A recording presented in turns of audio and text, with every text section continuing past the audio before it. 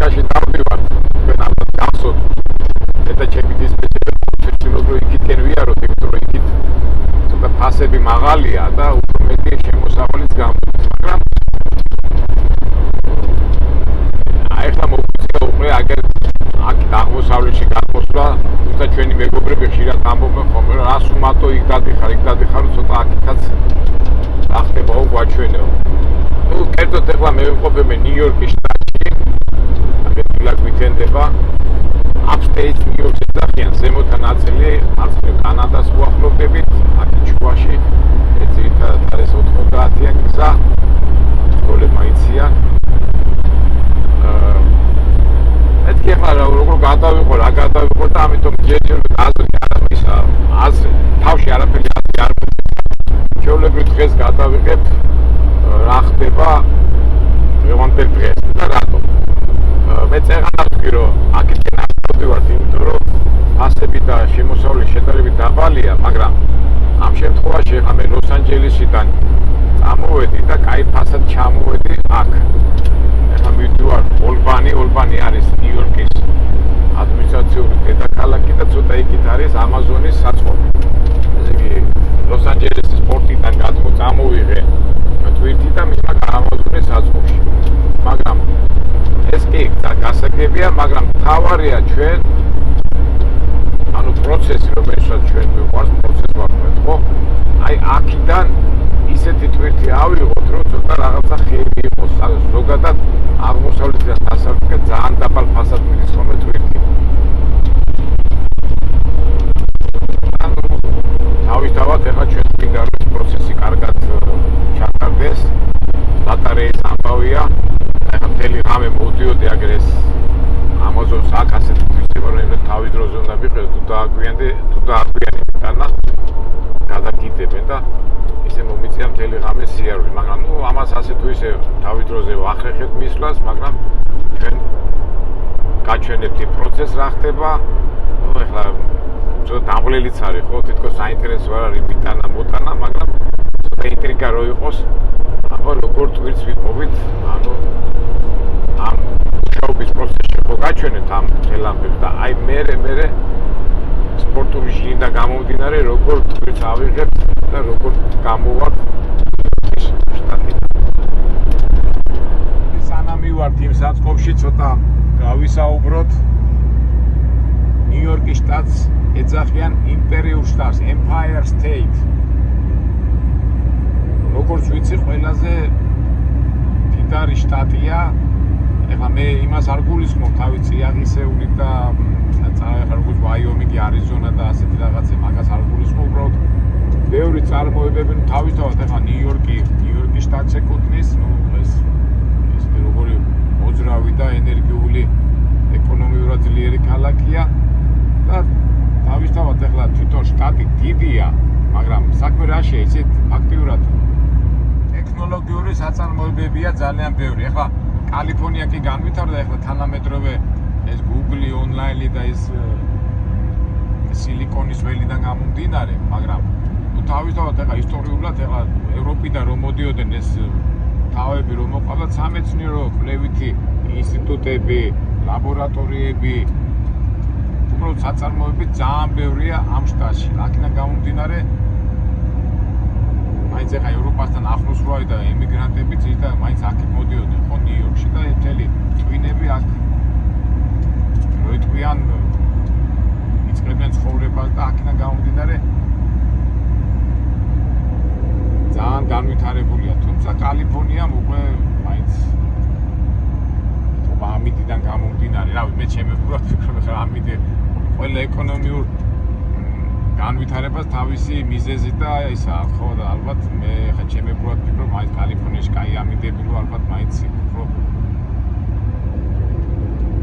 ხალხი მიდის. თუმცა ორივე შტატი საკმაოდ ძვირია, ნიუ-იორკის ბინა, მანქანის შენახვა, დაზღვევა და კალიფორნიაც არ არის ნაკლები.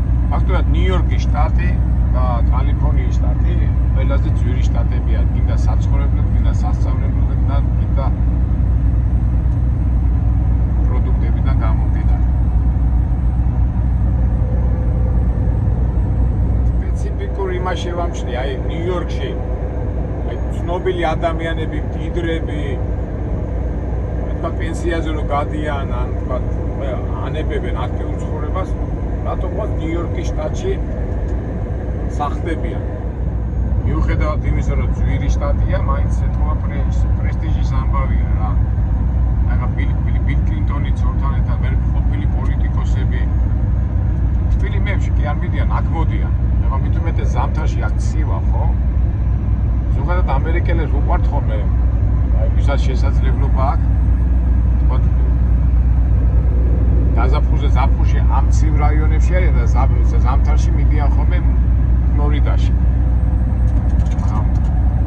ეს გასაგებია, მაგრამ ხო შეიძლება ადამიანმა რაღაცა უკვე აქტიურ ცხოვრებას ანებებს და წავიდეთ ფილმებში, ხო?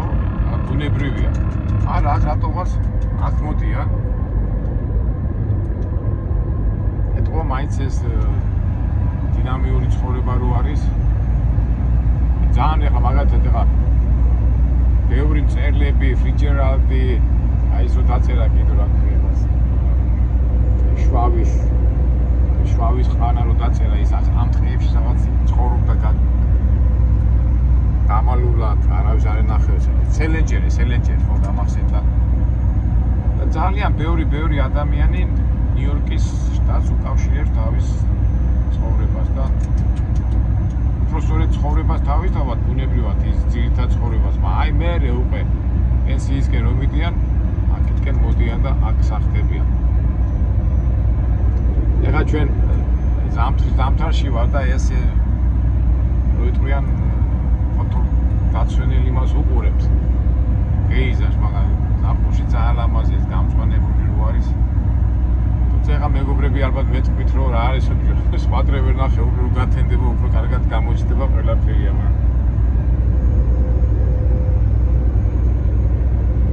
რა ვიცი, ეხლა მომიდა ლაპარაკი და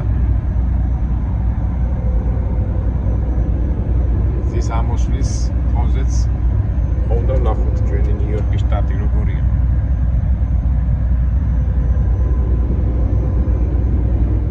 მოდი სანამ გათენდება, ეთორ-სამ კითხვაზე პასუხს გასცემ, მაგრამ მომივიდა კითხვები და გაგცემ პასუხს.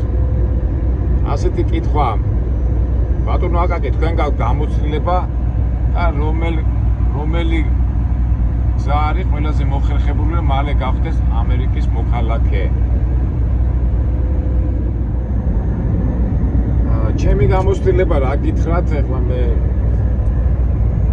უბრალოდ ამ იმაში არადოს მე თვითონ არ გამივლი ეს გზა, მაგრამ რაც გაგონილი მაქვს, ალბათ ყველაზე მოკლე გზა, ასე თქვათ, არის ხელის მოწერა რა. ხელს რო აწერე ამერიკის მოქალაქესთან, როგორც ვიცი, გონი 3 წელიწადში თუ რაღაცა ამის გამაკვერი ხდება უკვე მოქალაქე. თუ საერთოდ ზოგადად როგორ არის რომ მოქალაქე რო ხარ, სანამ განცხადება დაწერ, 5 წელი ესე 900 დღე უნდა იყო აქ დაცხოვრები. მე როგორც ვიცი. და მე 5 წელი გადახდილი უნდა გქონდეს წლიური შემოსავალს გვაჩვენება ხო დეკლარაციებს და იმის მიხედვით რა ვიცი. და მე უკვე განცხადებას წერდა, მე ან მიგიღებენ, ან გამოსტაზე მიდიხარ აპარებ და ასე თუ რა. მოკლე გზა რომელია, არ ვიცი, ვერ გეტყვი. აი ეს არის ასეთი მეთოდებია რა. ვიცი რომ ცოტა 6 თვისა, 900 დღე მაინც უნდა იყო 5 წელი რა. 5 წლის განმავლობაში 5 წელიწად აქ უნდა იყო ნაცხოვრება, ესეთი ის არის და დააჭერ მე უკვე დაწერ განცხადება და იქიდან გამომდინარე. გამახსენდა ყველაზე ნაღდი არის თუ ხარ მაგარი რა ქვია იმან. შენი პროფესიონალი მეცნიერი თუ ხარ, ნიჭიერი თუ ხარ და არავინ არ უყურებს იმას შენ რამდენი ხანი ხარ პირდაპირ გიკეთებენ ამას, ამიტომ პროფესიონალები ყველგან ფასდებიან განსაკუთრებით აქ. როგორ ფიქრობთ, ტრამპის მოსვლა როგორ იმოქმედებს ემიგრანტებს? ბევრ ადამიანს ეშველება ქართველ ხალხს და ემიგრანტებს ბევრს გამოხრიან. ეხლა რა არის ეს მეგობრებო, ამერიკა არის ემიგრანტების ქვეყანა. გამორიცხულია ახლა ემიგრანტები თუ არ შემოუშვეს ამ ქვეყანას ვერ წავაცე.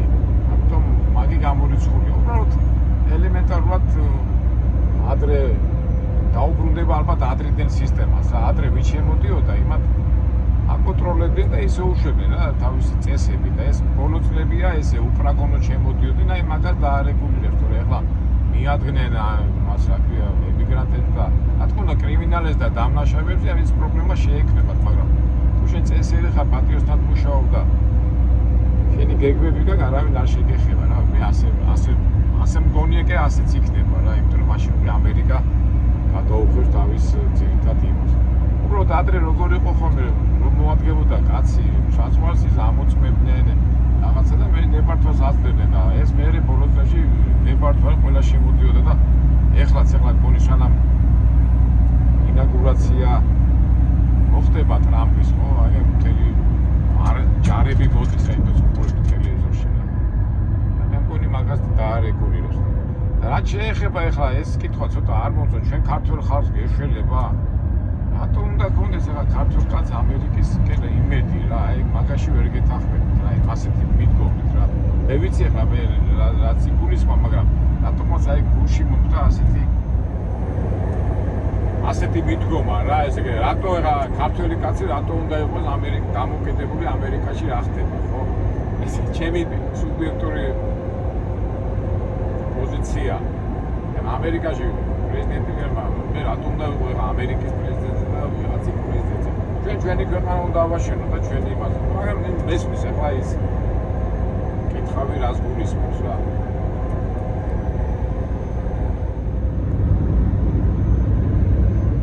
აკაკი როგორ ფიქრობ რამდენი ქართველია ამერიკაში ჩამოსული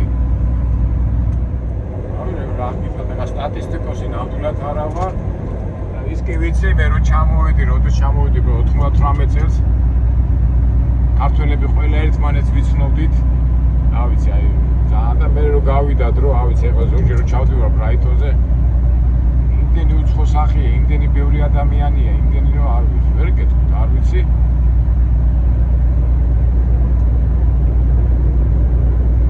აიტი 100,000-ზე მეტი რო იქნება ეს გონი კი იქნება ვერ გეტყვით არ ვიცი ამოხვედი იმზეო გამარჯობა გავიკეთო თორე ამზეო თვალა დღეს ხო გაგვახარებ მაინც ამხელა სილამაზეა რა მეგობრებო რა არის რა მაინც ამხელა დისკო ამოდის და სიცოცხლის ყარავ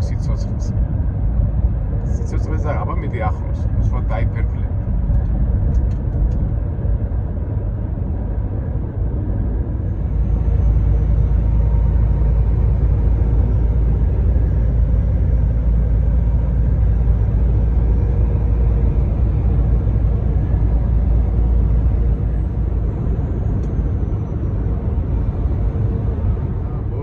ცივილიზაციაში ხალხი მიდის სამსახურში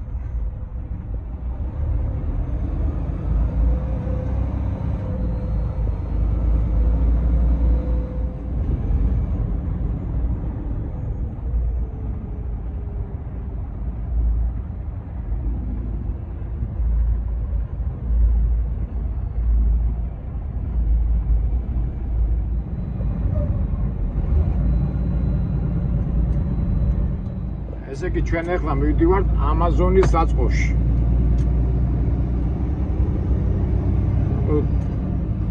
სოფლური დასახლების ის არის, ახლა ნიოს ახასიათებს და ასეთი რაღაცა, ახლა დიდი სახლები და ისინი აქ არ არის. ეს რაღაც იქნება საწყობი, ეს ამაზონის საწყობი, დაიცა თან 1-5 წუთი დამაგვიანდა. სულ კომპიუტერზე აქვს ყველაფერი, შეიძლება ცოცხალი კაცი არ შემხდეს, ისე მიმიღონ, რომელიც მე სამწუხაროდ ზოგჯერ დისკომფორტი მექნება და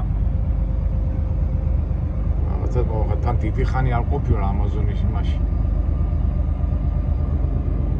საწყობში აი აგერ გამოჩნდა ამაზონ და სადაა ტრეილერები შესეს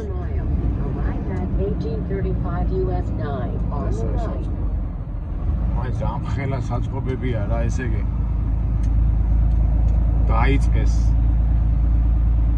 გარაჟით. ციგნებს ყიდიდნენ ხო, ბენზონი და მისი ცოლი, ეხლა გაშორდნენ ისინი. ოკეი, აი. ჩვენი ბიჭები ძალიან ბევრი მუშაობენ Amazon-ზე, მე ცოტა იშვიათად. კარგი, ახლა მე თუ დამაგვიან და რიგში ვარ მეთქი ვეთქვი და всё. ჩავიცვა თბილა თუ ძალიან ცივა. თბილა ჩავიცვა. თავისი პროცესებია.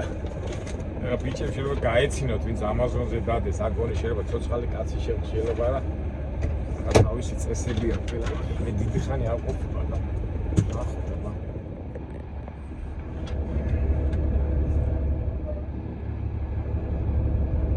კომპიუტერია და უნდა ვიცოდე ნომერი, სავარაუდოდ რაღაცა ვიდეო იქნება და უნდა დავილაპარაკო.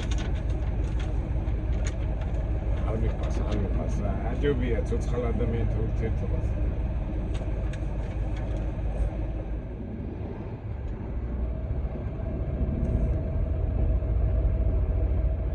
სულ ყველაფერი ონლაინზეა აქვს რა. მაგით ამუშავებენ.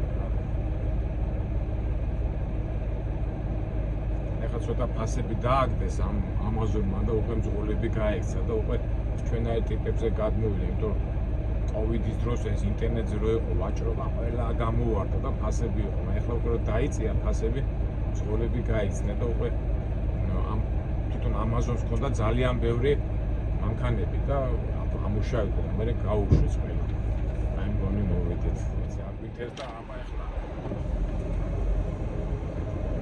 ვილაპარაკოთ თქვენს. ცოცხალი არავინ არ არის, ამასთან უნდა მოვიდე.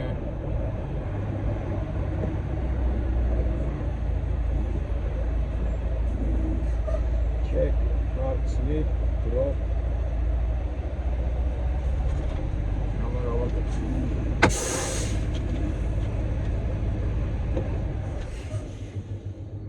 Task drop. Hello.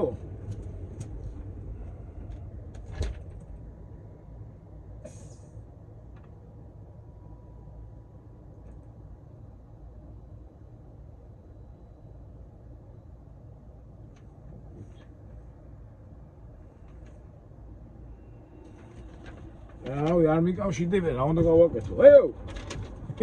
ცოტა მე Start to check in, pick up, sleep.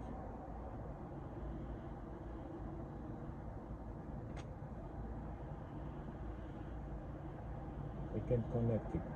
Transfer, while we're connecting you with an agent. არ ყოფილა აქ და I have delivery. Hello driver, use the kiosk to speak to me. Where is kiosk?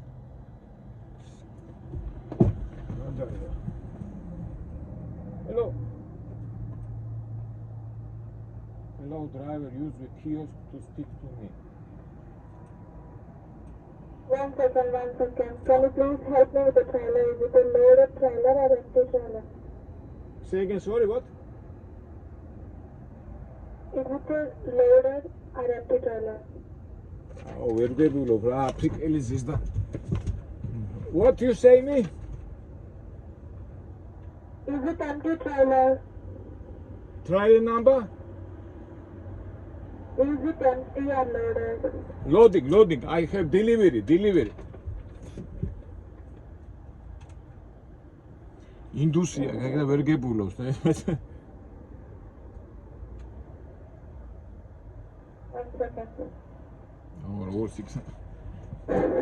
ამა თავიანთი წესებია და აი მე ხო გარემძღოლი ვარ ეხლა და ამათ უცბად უნდა დატოვონ და მე არ მტოვებ ეხლა უნდა გაარკვიონ. Help me with the trailer number, please.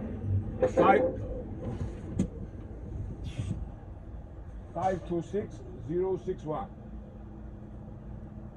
56061. And the company name? King Cargo. cargo. Yeah, King Cargo. Okay, wait.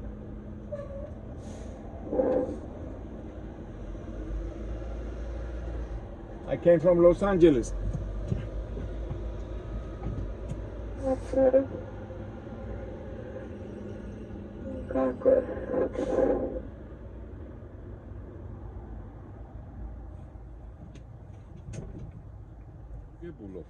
What you say? The trailer is loaded, right? I have delivery. Delivery number, please. Yeah, Appointment number. 38450. That's it? Yeah. Load number, yeah? Yeah, load number, please. Ending with 984.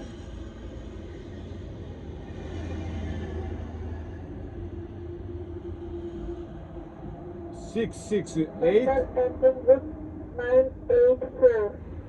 Yeah, I have, yeah. No notice, yeah? 668-1752-984. Okay.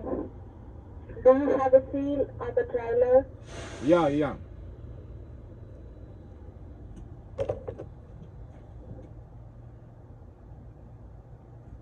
646-249-2929.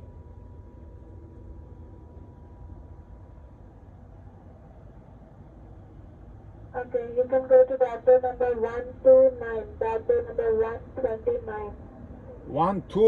129, yeah? Okay, 129, okay, thank you. Welcome to the Central and Forest Limit. Good to know, sir. I have to park and disconnect it, yeah?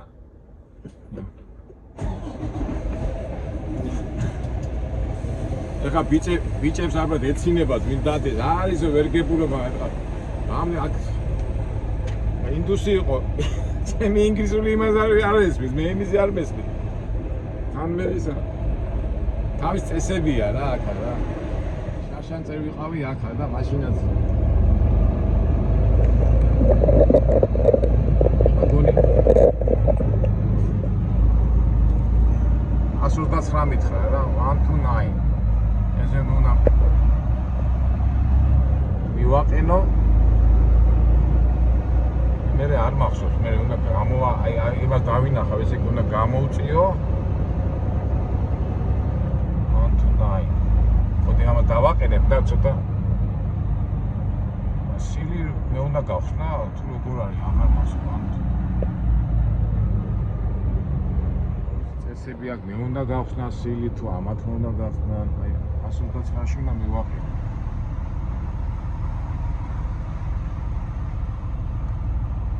ეს ბიჭი გამიბრდა ახლა ეთქობა ის ბიჭია მეტყვი ეს სილი მე უნდა გავხსნა თუ არ მახსოვს ამის გიჟე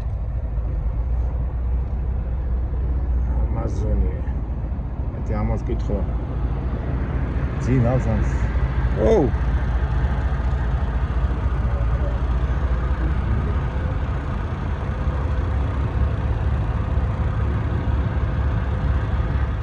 ხარეთ ახლა ის სილი მე უნდა მოხსნა თუ ვიღაცა უნდა მოხსნას აი აღარ მახსოვს რა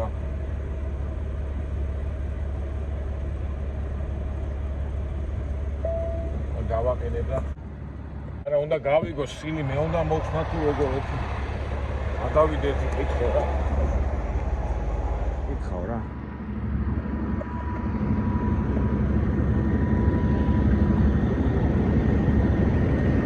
My friend, I have to cut or you have to? See. I have to cut myself. And open, okay. Okay, yeah, see, okay. Oh, is it? Moxenio problema არ არისო რა. კარგად არის. ამ კაცმა ამიხსნა ყველაფერი ესე იგი ესე დავაყენო სილი მომაჭრევინა. ეს ჩვენი თავარია გადმოყრილი არ არის. всё. ეხლა დავაყენოთ აქ 29-ში უნდა აი აქ უნდა შევაყენო და რო შევაყენებ მე ტრაილერი და ეს უნდა გამოცალკავო. ასეთ ადგილებში ჯობია ხოლმე აი ეს ტრეპები და ეს მოусна ხოლმე, რომ შეიძლება რო არ გიშვებენ შიგნით, შეიძლება მე ეს დავკარგო და ეხლა ამას მოხსნი რა, ჩემ ცოცხს. დავდებ ახლა ჩემთვის. დავიზღიოთ. ესენი მოხსენი. მაინც ახლა რატო უნდა დავკარქო და კონდეს და მე რო განთავისუფლებ მე შევაგდებ უკან. ეხლა დავაყენოთ. ნელა დავაწყოთ. ეს დავუყენებ ცოტა მკაცრები არიან. შევამოწმოთ რომ ამას დავუყენებ მაინც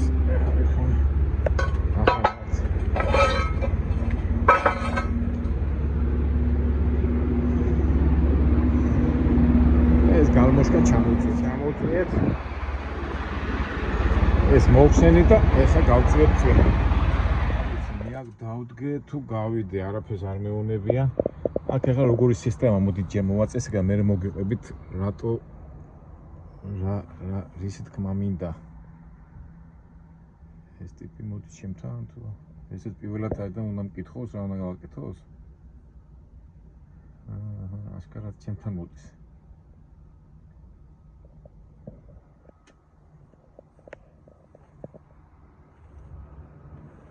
Hello. ეს შეზოუარესი ყოფილა. მოვიდა უნდა გავწიო. უნდა გაწიო ეს კი. მე მოვთხრე კი უნდა გაწიო, ინგლისური არის ცოტა. სულ ევროპელია, და ეტყობა არის ამაზონის იმაში, მაგრამ ეხლა გაწევა კი ვიცოდი, მაგრამ მეც ხო ხედავ რამდენი აი სულ ბევრჯერ კი არა ვარ ნამყოფი აქ. მოდი ეხლა ეს გავაკეთო და ცოტა გავაგზავნოთ მე საუბარი. всё, ეხლა მოგიყვებით, ცოტა დავწყნარდეთ. ესე იგი რა ხდება მეგობრებო? სანამ დაიწყებოდა კოვიდი, ეხლა მე რატო ვარ ასე დაბნეული? დაბნეული კი არა, უბრალოდ დიდი ხანი არ ყოფილვარ და ამათ მას შეცვალეს ბევრი რაღაცები. ადრე ჩვეულებრივად ეხლა ჩემნაირი მძღოლები ამაზონზე მოდიოდნენ, დახვდებოდნენ, ისა ну ამაზონი იცით რა არის, ხო? ეს არის ინტერნეტით, რასაც გინდა იყიდი, საწყობის პრინციპია. იყო ასეთი გარაჟიდან დაიწყო ვაჭრობა და ნახეთ ამხელა მასშტაბით არის და ну ეხლა მე რა უნდა გასწავლოთ თქვენ კარგად იცით ინტერნეტით ყიდულობ იმ ტვიტს რაც შენ გინდა, ну საქონელს რაც გინდა, ტანსაცმელი, წიგნები და ასე შემდეგ და ну ერთ სიტყვით თანამედროვე ტექნიკაში ძალიან დაწინაურდა ეს კომპანია ამაზონი და დღევანდელ ბაზარში და საერთოდ სოფლიო ბიზნესში დიდი ის უკავია. ხო და მე ხო და რას ვამბობდი? ხო და ადრე როგორ იყო, იცით, ჩვეულებრივად ეს მუშაობდნენ, მაგრამ ამ ამაზონის კომპანიას ყავდათ გარკვეული მძღოლები რა, რომლებიც ემსახურებოდნენ ამ ტრაილერებს და ჩვენც ახლა აი როგორც ახლა ეს ბიჭი რომ მოვიდა ჩემსავით, მეც ხო მოვედი აქ და ხოლმე და ჩვეულებრივად რა დახვდებოდნენ ვიდეო და მუშაობა. მაგრამ პანდემია რომ მოხდა, პანდემია და ხალხი რომ ჩაიკეტა სახში, ინტერნეტმა ვაჭრობა მოიმატა და აი მაშინ ამაზონმა გაიგიჟა თავი კომპანია მანქანები არ ყოფნიდან და სულ ქირაობდა უკვე გარე მანქანებს და ფასები სიტყვაზე ტვიტზე თუ ღირდა $1000 ამათმა დაიწყოს $4000-ს გადახდა და ფასები ავარდა ძალიან მაღლა და აი მაშინ დაიწყო ბუმი გახსოვთ ხო ყველას უნდა ტრაილერზე დაждნომა ყოველ მეორე ტრაილერზე ჯდებოდა და кайფული კეთდებოდა, მაგრამ ეს ამაზონზე თითქმის ყველა მოაწყდა ამაზონის, ყველას უნდა რომ ამაზონის სამსახურში ყოფილიყო და ავდა მანქანა ყველა მოიყვანა და ყველა ფაქტობრივად ამაზონზე მუშაობდა. ეხლა რა განსხვავება? ეხლა ის ამაზონის ძველი ინერციით მოდის რა, ეხლა ძველი ინერციას ას გულისხმობ. ესე იგი, ვინც აი ესეთი მანქანით უნდა მოსულიყავი ცალკე, ეხლა უყურეთ, ეს ამაზონის ძღოლი კი არა, რომელიც ემსახურება, უყურეთ აი ეს ეს ხო მოვიდა. ეს ახლა მიიყვანს ამ ტრაილერს, დააბავს, დატოვებს და წავა და მე სხვა ტრაილერს წაიყვანს რა. და ფაქტობრივად აი ვისაც ტრაქტორი ყავდა, მუშაობდნენ მასე. ახლა აი მაგათ ტრაქტორები დგანან, ისე ელოდებიან შეკვეთას, უკვე რა უნდა წაიღოს რა. და ამასობაში აი ამ ძღოლებმა ძალიან ბულომად მოიმატა რა, ძალიან ბევრი იყვნენ. იუ ძალიან იშვიათად ჩვენაირი ტიპებიც მოდიოდნენ გარე და მან ძალიან იშვიათად მე მახსოვს აქ ვიყავი წელიწადნახევრის წინ და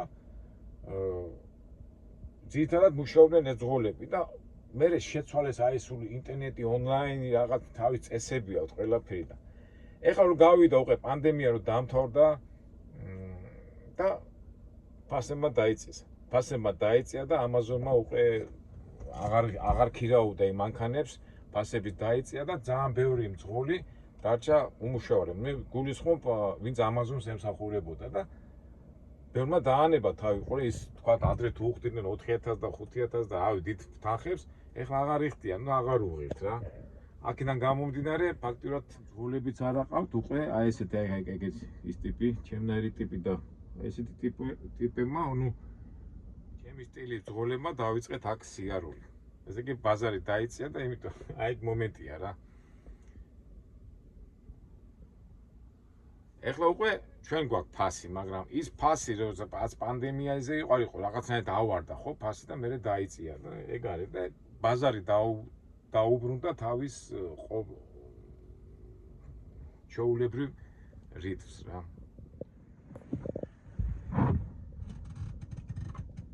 მე არ გადმოვტვირთავი რა კაი ამინდია. სიცივი არ არის, სანამ ზამთარი მოვა. მოდი ახლა ამ დროს მე ჩემ ფორმაში ვიწყებ. გაწერა. მე ამბავი ყვავებია და ვაი, თეთრი ყვავი, თეთრ ყვავი. მაგ დაძდევ შავი ყვავები. ვა. მეგობრებო, ცოტა წავივარჯიშებ ჩემ ფორმაში ვიქნები, თან კაი ამინდია. და შეიძლება ყვავებიც გავიცვლი. რა ამბავია, იან კაცო.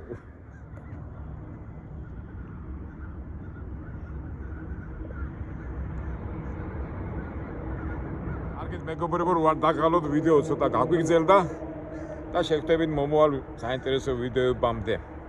რაც საინტერესო იქნება, ჩვენ კომერციულად ყველაფრიანად დადარაჯებულები ვართ, რომ დავითრიოთ იდეა და საქართველოში განვახორციელოთ, არა? კარგად, მომავალ შეხვედრამდე.